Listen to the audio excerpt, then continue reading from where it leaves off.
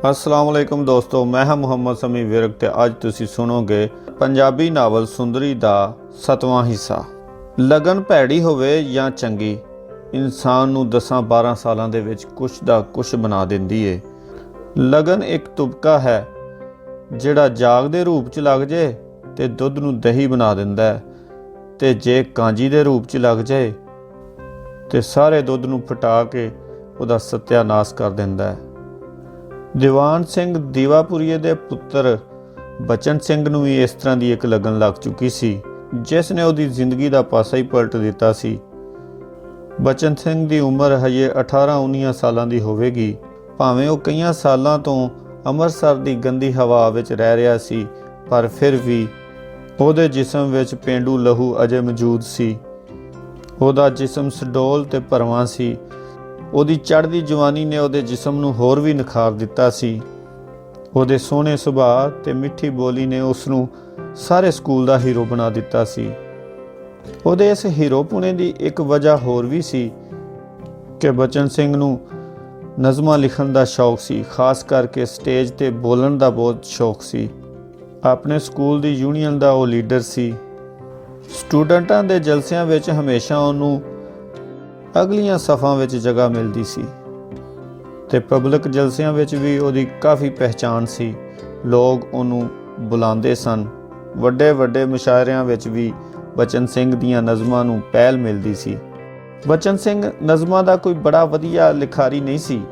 ਉਹ ਇੱਕ ਆਮ ਜਿਹਾ ਲਿਖਾਰੀ ਸੀ, ਪਰ ਉਹਦੇ ਗਲੇ ਵਿੱਚ ਜਾਦੂ ਸੀ। ਜਦੋਂ ਆਮ ਜਿਹੀ ਨਜ਼ਮ ਨੂੰ ਉਹ ਪੜ੍ਹਦਾ ਸੀ, ਤਰੰਨਮ ਦੇ ਨਾਲ ਬੋਲਦਾ ਸੀ ਤੇ ਲੋਕ ਸੁਣਦੇ ਰਹਿ ਜਾਂਦੇ ਸਨ। ਉਹਦੇ ਗਲੇ ਵਿੱਚ ਜਾਦੂ ਸੀ। ਉਸ ਦੇ ਗਲੇ ਦੇ ਜਾਦੂ ਕਰਕੇ ਬਚਨ ਸਿੰਘ ਦਾ ਪਿੱਤਲ ਵੀ ਸੋਨੇ ਦੇ ਭਾਅ ਵਿਕਦਾ ਸੀ। ਤੇ ਉਹ ਨਵੀਂ ਲਗਨ ਜਿਸ ਨੇ ਬਚਨ ਸਿੰਘ ਦੀ ਜ਼ਿੰਦਗੀ ਵਿੱਚ ਇਨਕਲਾਬ ਲਿਆਂਦਾ ਸੀ, ਉਹਨੂੰ ਇਸ ਤਰ੍ਹਾਂ ਲੱਗੀ। ਜਦੋਂ 10ਵੀਂ ਦਾ ਇਮਤਿਹਾਨ ਪਾਸ ਕਰਨ ਤੋਂ ਬਾਅਦ ਬਚਨ ਸਿੰਘ ਖਾਲਸਾ ਕਾਲਜ ਦੇ ਫਸਟ ਈਅਰ ਵਿੱਚ ਦਾਖਲਾ ਲੈ ਲਿਆ। ਇਹਨਾਂ ਦਿਨਾਂ ਵਿੱਚ ਹੀ ਪਿੰਡਾਂ ਵਿੱਚ ਗਾਉਂ ਸੁਧਾਰਨ ਦੇ ਮੌਜੂ ਤੇ ਬੜੇ ਜਲਸੇ ਹੋਇਆ ਕਰਦੇ ਸਨ। ਇਹਨਾਂ ਜਲਸਿਆਂ ਦਾ ਮਕਸਦ ਸੀ ਪਿੰਡਾਂ ਵਿੱਚੋਂ ਫਜ਼ੂਲ ਰਸਮਾਂ ਤੇ ਫਜ਼ੂਲ ਖਰਚੀ ਨੂੰ ਰੋਕਣਾ। ਇਸੇ ਤਰ੍ਹਾਂ ਦਾ ਹੀ ਇੱਕ ਜਲਸਾ ਇੱਕ ਦਿਨ ਅੰਮ੍ਰਿਤਸਰ ਦੇ ਜੰਡਿਆਂ ਵਾਲੇ ਬਾਗ ਵਿੱਚ ਹੋ ਰਿਹਾ ਸੀ। 10,000 ਲੋਕਾਂ ਦਾ ਮਜਮਾ ਸੀ। ਜਿਉਂ ਹੀ ਸਟੇਜ ਸੈਕਟਰੀ ਨੇ ਬਚਨ ਸਿੰਘ ਦਾ ਨਾਮ ਬੋਲਿਆ ਤੇ ਹਜੂਮ ਵਿੱਚ ਰੌਲਾ ਪੈ ਗਿਆ ਤੇ ਫਿਰ ਨਾਅਰਿਆਂ ਦੀ ਗੂੰਜ ਵਿੱਚ ਉਹ ਸਟੇਜ ਤੇ ਆਇਆ। ਉਸ ਨੇ ਆਪਣੀ ਨਜ਼ਮ ਬੋਲੀ। ਸੁਣਨ ਵਾਲਿਆਂ ਉੱਤੇ ਸन्नाटा ਛਾ ਗਿਆ ਤੇ ਫਿਰ ਲੋਕਾਂ ਦੀ ਫਰਮਾਇਸ਼ ਤੇ ਉਹਨੂੰ ਉਹ ਨਜ਼ਮ ਦੁਬਾਰਾ ਪੜ੍ਹਨੀ ਪਈ। ਜਲਸਾ ਖਤਮ ਹੋਇਆ ਤੇ ਅੱਜ ਦੀ ਕਾਮਯਾਬੀ ਨੇ ਬਚਨ ਸਿੰਘ ਨੂੰ ਖੁਸ਼ੀ ਨਾਲ ਭਰ ਦਿੱਤਾ ਸੀ। ਉਹ ਆਪਣੇ ਆਪ ਤੇ ਬੜਾ ਫਖਰ ਮਹਿਸੂਸ ਕਰ ਰਿਹਾ ਸੀ।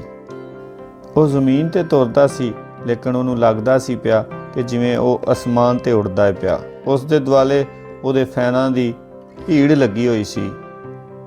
ਉਸ ਦੇ ਦੁਆਲਿਓਂ ਜਦੋਂ ਉਹਦੇ ਮੰਨਣ ਵਾਲੇ ਉਹਦੇ ਫੈਨਾਂ ਦੀ ਭੀੜ ਘਟੀ ਤੇ ਉਸ ਵੇਲੇ ਹੀ ਉੱਥੇ ਇੱਕ 50-60 ਵਰ੍ਹਿਆਂ ਦਾ ਬਜ਼ੁਰਗ, ਚਿੱਟੀ ਦਾੜੀ, ਰੇਸ਼ਮ ਵਰਗੇ ਚਿੱਟੇ ਵਾਲ, ਵਗਾ ਤੱਕ ਬਚਨ ਸਿੰਘ ਦੇ ਵੱਲ ਆਇਆ।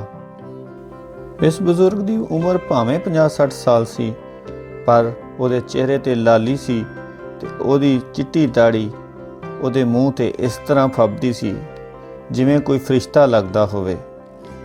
ਕੋਲ ਆਉਂਦਿਆਂ ਸਾਰ ਹੀ ਬਜ਼ੁਰਗ ਨੇ ਬਚਨ ਸਿੰਘ ਦਾ ਹੱਥ ਫੜ ਲਿਆ ਤੇ ਬੜੀ ਇੱਜ਼ਤ ਦੇ ਨਾਲ ਬਚਨ ਸਿੰਘ ਨੂੰ ਦੂਸਰੇ ਆਦਮੀਆਂ ਵਿੱਚੋਂ ਨਖੇੜ ਕੇ ਇੱਕ ਪਾਸੇ ਲੈ ਗਿਆ। ਕਾਕਾ ਜੀ, ਉਹ ਘਾਹ ਉੱਤੇ ਬਹਿੰਦਿਆਂ ਹੋਇਆਂ ਬੋਲਿਆ, ਤੁਹਾਡੀ ਨਜ਼ਮ ਨੇ ਮੈਨੂੰ ਤੁਹਾਡੇ ਕੋਲ ਖਿੱਚ ਲਿਆਂਦਾ ਏ। ਬਚਨ ਸਿੰਘ ਬਜ਼ੁਰਗ ਦੇ ਕੋਲ ਬਹਿੰਦਿਆਂ ਹੋਇਆਂ ਬੋਲਿਆ, ਬਾਬਾ ਜੀ, ਤੁਹਾਡੀ ਮਿਹਰਬਾਨੀ ਏ ਕਿ ਤੁਸੀਂ ਮੈਨੂੰ ਤਾਰੀਫ ਦੇ ਕਾਬਿਲ ਸਮਝਿਆ। ਫਿਰ ਬਜ਼ੁਰਗ ਬੋਲਿਆ ਕਿ ਮੈਂ ਇੰਨਾ ਪੜ੍ਹਿਆ ਲਿਖਿਆ ਨਹੀਂ ਹੈਗਾ। ਮੈਂ ਇਸ ਵਾਸਤੇ ਤੁਹਾਡੇ ਕੋਲੋਂ ਤੁਹਾਡੀ ਨਜ਼ਮ ਦਾ ਮਤਲਬ ਪੁੱਛਣਾ ਚਾਹੁੰਦਾ ਵਾਂ। ਤੇ ਫਿਰ ਬਜ਼ੁਰਗ ਨੇ ਹੱਥ ਵਿੱਚ ਫੜਿਆ ਹੋਇਆ ਇੱਕ ਛੋਟਾ ਜਿਹਾ ਕਾਗਜ਼ ਪੜ੍ਹਨਾ ਸ਼ੁਰੂ ਕੀਤਾ। ਤੇਰੇ ਚਰਨਾਂ ਦੀ ਸਹੁੰ ਏ ਹਿੰਦ ਮਾਤਾ, ਤੇਰੀ ਸੇਵਾ ਵਿੱਚ ਜ਼ਿੰਦਗੀ ਲੰਘਾ ਦਿਆਂਗਾ। ਫਿਰ ਕੇ ਦੇਸ਼ ਦੇ ਗਲੀ ਮੁਹੱਲਿਆਂ ਵਿੱਚ ਮੈਂ ਸਭ ਕ੍ਰੀਤੀਆਂ ਮੁਕਾ ਦਿਆਂਗਾ। ਬਚਨ ਸਿੰਘ ਨੇ ਇਹ ਨਜ਼ਮ ਇਸੇ ਜਲਸੇ ਵਿੱਚ ਪੜ੍ਹੀ ਸੀ। ਇਹ ਚੋਖੀ ਲੰਮੀ ਨਜ਼ਮ ਸੀ, ਪਰ ਇਸ ਬਜ਼ੁਰਗ ਨੇ ਸਿਰਫ ਇਹ 2 ਹੀ ਮਿਸਰੇ ਲਿਖੇ ਹੋਏ ਸਨ। ਬਚਨ ਸਿੰਘ ਬੋਲਿਆ, ਬਾਬਾ ਜੀ ਇਹਨਾਂ ਸ਼ੇਰਾਂ ਦਾ ਮਤਲਬ ਤੇ ਬਹੁਤ ਹੀ ਆਸਾਨ ਹੈ। ਬਜ਼ੁਰਗ ਨੇ ਬਚਨ ਸਿੰਘ ਵੱਲ ਪਿਆਰ ਨਾਲ ਵੇਖਦਿਆਂ ਹੋਇਆਂ ਆਖਿਆ, ਨਹੀਂ ਕਾਕਾ ਜੀ, ਆਸਾਨ ਨਹੀਂ ਜੇ, ਬੜਾ ਔਖਾ ਜੇ, ਜ਼ਰਾ ਫੇਰ ਸੋਚੋ।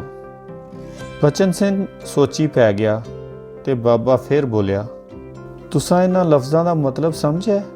ਤੇਰੇ ਚਰਨਾਂ ਦੀ ਸਹੁੰ। ਹੁਣ ਬਚਨ ਸਿੰਘ ਨੂੰ ਅਸਲੀਅਤ ਦੀ ਸਮਝ ਆਈ ਕਿ ਬਾਬਾ ਜੀ ਪੁੱਛਣਾ ਕੀ ਚਾਹੁੰਦੇ ਨੇ। ਬਚਨ ਸਿੰਘ ਨੇ ਇੱਕ ਵਾਰੀ ਫਿਰ ਬਾਬੇ ਵੱਲ ਤੱਕਿਆ, ਪਰ ਇਸ ਵਾਰੀ ਉਹਦੀਆਂ ਅੱਖਾਂ ਬਾਬਾ ਜੀ ਦੀ ਅੱਖਾਂ ਦੀ ਤਾਬ ਨਾ ਲਿਆ ਸਕੀਆਂ ਤੇ ਨੀਵੀਆਂ ਪੈ ਗਈਆਂ।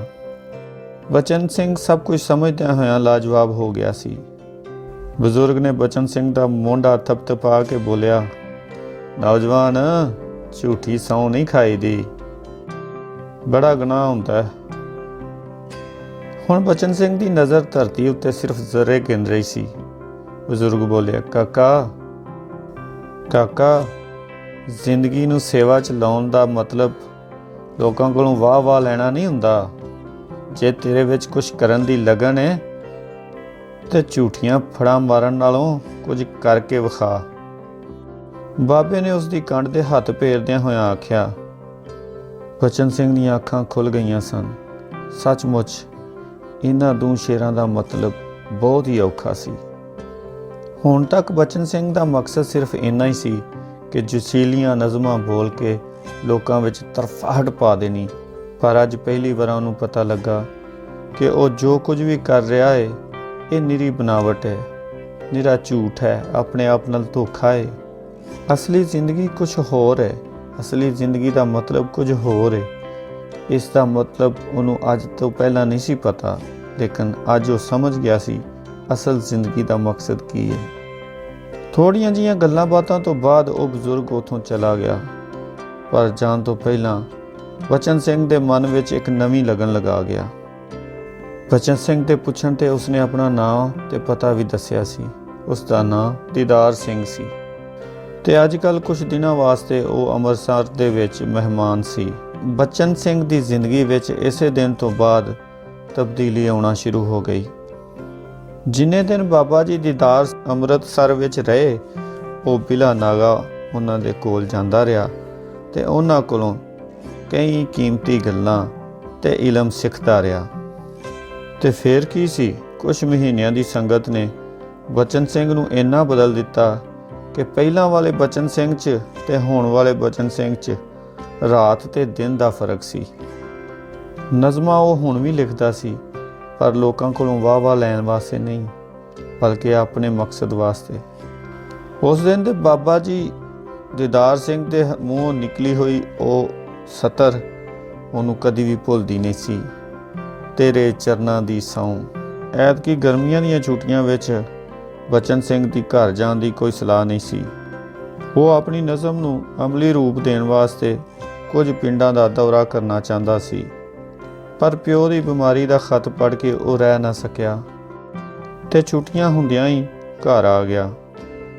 ਜੀਵਾ ਸਿੰਘ ਨੇ ਜਦੋਂ ਮੁੰਡੇ ਦਾ ਰੰਗ ਢੰਗ ਵੇਖਿਆ ਤੇ ਉਹਦੇ ਸੱਤੀ ਕੱਪੜੀ ਅੱਗ ਲੱਗ ਗਈ।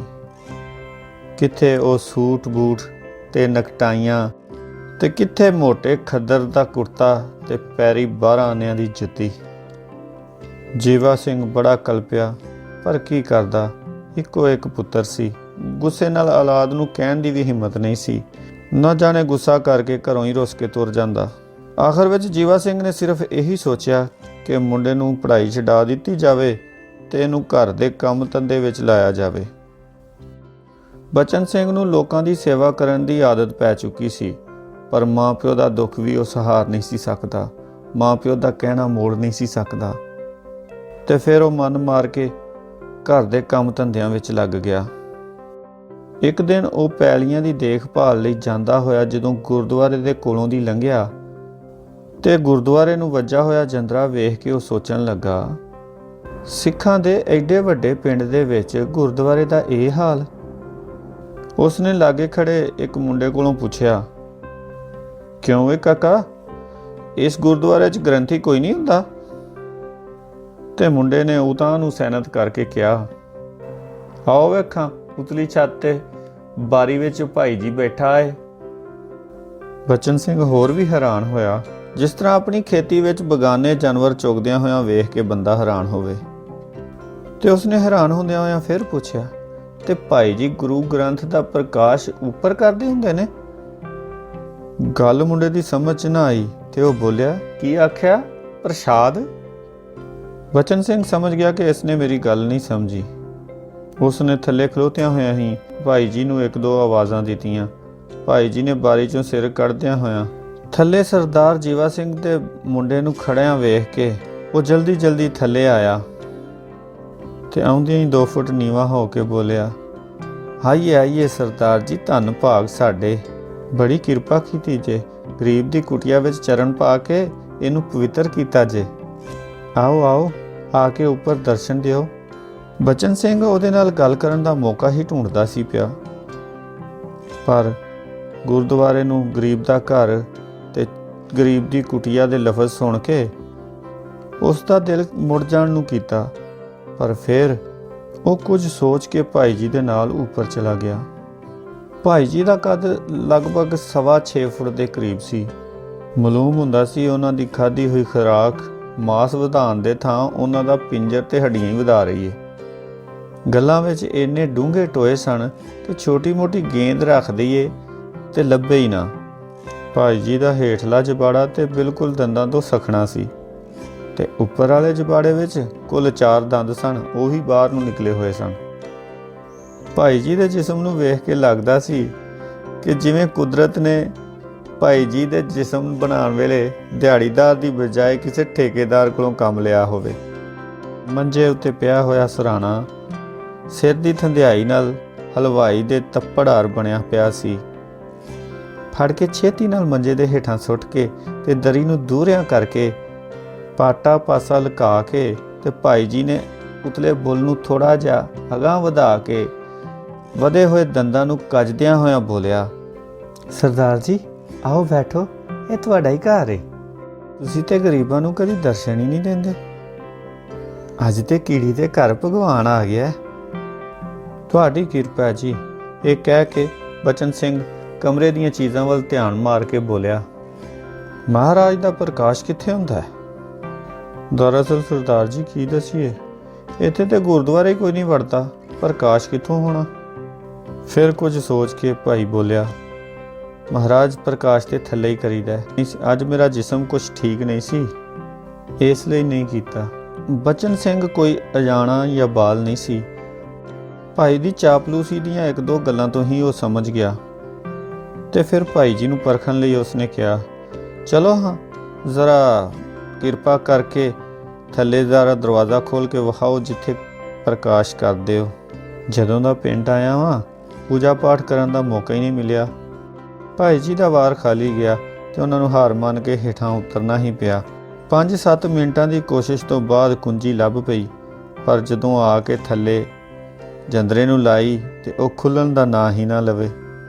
ਫਿਰ ਬਚਨ ਸਿੰਘ ਬੋਲਿਆ, ਕੁੰਜੀ ਤੇ ਨਹੀਂ ਵੱਟ ਗਈ ਕਿਤੇ ਭਾਈ?